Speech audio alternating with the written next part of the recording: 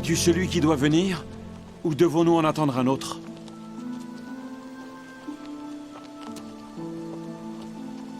Allez rapporter à Jean ce que vous entendez et ce que vous voyez. Les aveugles voient. Les boiteux marchent. Les lépreux sont purifiés. Les sourds entendent. Les morts ressuscitent. Et la bonne nouvelle est annoncée aux pauvres. Heureux celui pour qui je ne serai pas une occasion de chute.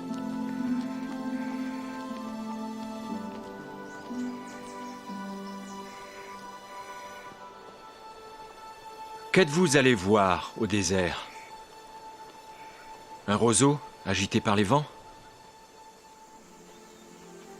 Mais qu'êtes-vous allé voir?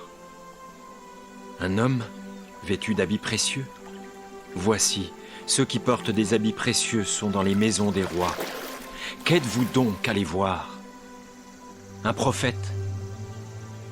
Oui, vous dis-je, et plus qu'un prophète.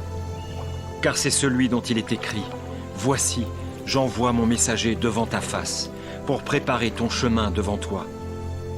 Je vous le dis en vérité, parmi ceux qui sont nés de femmes, il n'en a point paru de plus grand que Jean-Baptiste.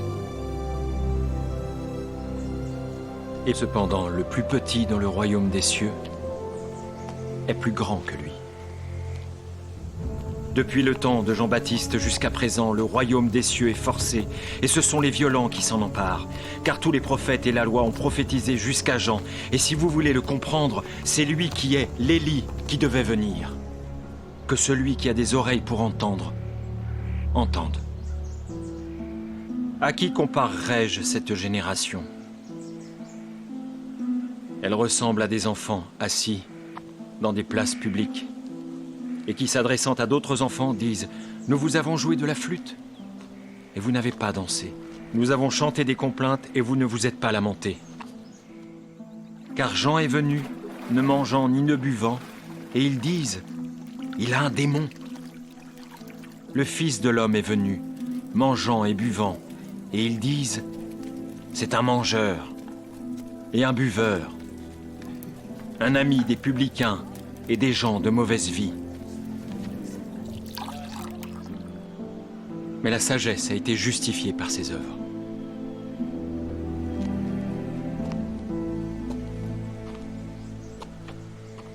Malheur à toi, Chorazine. Malheur à toi, Bethsaïda. Car si les miracles qui ont été faits au milieu de vous avaient été faits dans Tyr et dans Sidon, il y a longtemps qu'elle se serait repentie en prenant le sac et la cendre. C'est pourquoi je vous le dis, au jour du jugement, Tyr et Sidon seront traités moins rigoureusement que vous.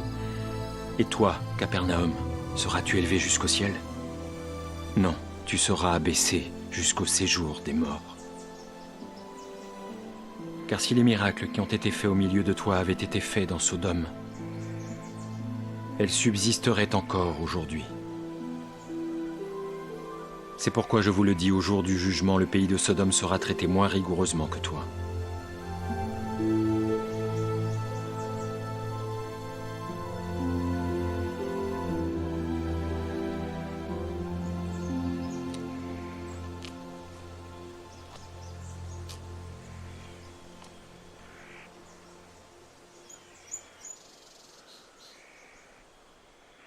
Je te loue, Père,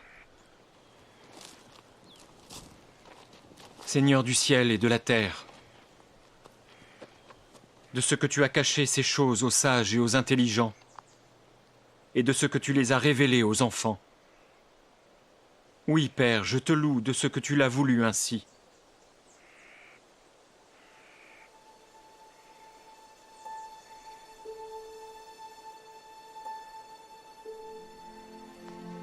Toutes choses m'ont été données par mon Père. Et personne ne connaît le Fils si ce n'est le Père. Personne non plus ne connaît le Père si ce n'est le Fils.